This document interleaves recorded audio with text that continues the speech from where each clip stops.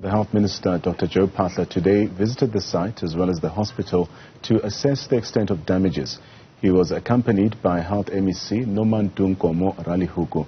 Our reporter Linda Mnisi was there and joins us now. Now, Linda, usually Christmas is a time for families to gather, but now is a very difficult time, especially for those who have lost loved ones. The update there, as we heard from the Health Minister, being that up to 15 people now have been confirmed dead.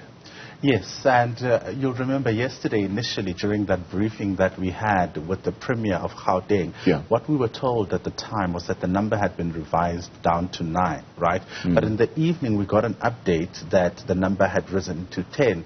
And overnight, until this morning, what we're hearing is that the number has now risen by 5, taking the death toll to 15. So the explanation really that we're getting around these deaths and how quickly things change is that because of the severity of the burn wounds, and particularly when you're dealing with fire, patients tend to react differently and anything can happen at any time, and that is why we're seeing the number grow so rapidly in such a short space of time. So they're quite concerned, of course, about the health of those who are in hospital, and that is why, they keep getting updates around how they're doing. It's quite interesting that 3 of those people that died are health professionals who were supposed to be inside the hospital at the time of the blast. It tells you how big this blast was and how far it reached. Now, we started getting a sense or a picture of structural damages, especially at the OR Tambo Memorial Hospital yesterday when the Premier Panyaza Lessufi was briefing the media. What's the update from the Health Minister this time around? He did say that parts of the building can be salvaged as well. Well, that's what they're hoping for, although investigations are continuing. You'll remember that there are investigators who are on scene looking at the structural integrity, and from that report that will come from those experts, it will determine whether or not they can still salvage the building. You'll remember yesterday there were questions around whether or not the structure or even the hospital itself needed to be evacuated. So at this point they're still assessing that damage and trying to figure out if it's necessary to evacuate the hospital. It's not only the structure that they're looking at, and they'll remember there's equipment, sensitive equipment in that hospital, and they're looking at that because they're saying from what they can see with a naked eye, it looks fine, but experts will then come in to assess whether or not it's still in good shape for it to be used in the hospital. So quite a number of things that still need to be done before decisions are taken, particularly around the infrastructure. I mean, if you look at the damage, that mission ward itself was damaged and had to be closed, and that is why the hospital is now saying we're no longer taking any admissions. If there is a medical emergency, they're urging the public to use other facilities. Speaking about operations at this particular facility, do we know what's happened to patients that have already been admitted there, if they've been moved? So they had to be moved yesterday. You'll remember that quite a number of them, in fact yesterday the number was sitting at around 24 of the patients that got injured who were not part of those who were taking videos at the scene. So they had to be moved to other wards to make space because obviously there was already damage in that particular ward where they were, including some of the medical staff, some of them who were already outside, some of whom were trying to also move their cars when the blast happened. So, the hospital had to move those patients to a different area. But we understand, and as far as the victims are concerned, they've had to split them up.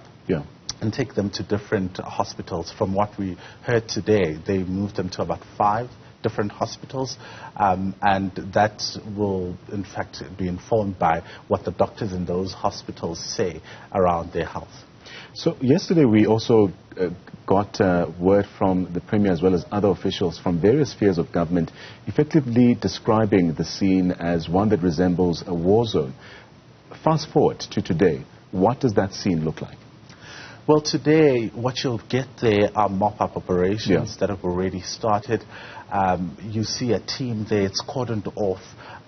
But contrary to what we saw yesterday, many other roads have now been reopened to allow the public to move in and out. You remember it's Christmas, and a lot of people are expecting, visitors. So they've allowed them that space. So the bridge itself and that vicinity, that small vicinity, has been cordoned off because, in fact, it goes to the other side of the rail track. So at this moment, it's cordoned off. They're making sure that people have been deployed to the area. Yeah. In fact, yesterday we were told that they would even hire security to make sure that nobody goes in there. So mop-up operations started today. Before I let you go, Linda, a lot's been said about residents still being left to pick up the pieces in the aftermath of that blast. Let's speak about the kind of aid that they've been provided. We had NGOs also responding to the situation there. Yeah, NGOs continuing the work of really assisting family members, and it's interesting that that question was raised in today's briefing in terms of the kind of support that government itself will be providing to these families. You'll remember that there's still a long way to go.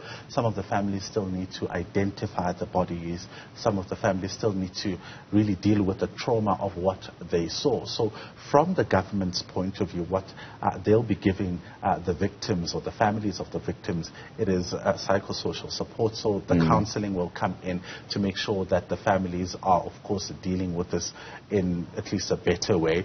But also the forensic pathologists will then start with the process of identifying the bodies. And as you can imagine, those visuals that we're told not to share on social media give you the kind of trauma that those bodies may have suffered. So it is a traumatic experience for these families, but also some of them losing some of their items at home. So that's when then the humanitarian organizations come in. They've been providing food packs, water. You'll remember it's hot, so they've been providing water and other basic necessities. So the work really continues from where it was left off yesterday. Our reporter Linda Mnisi giving us all the latest, and also following proceedings where the Health Minister, Dr. Joe Phaahla, was briefing the media earlier on today, also giving an update saying that the death toll from this freak accident has now escalated to 15 people who are confirmed dead.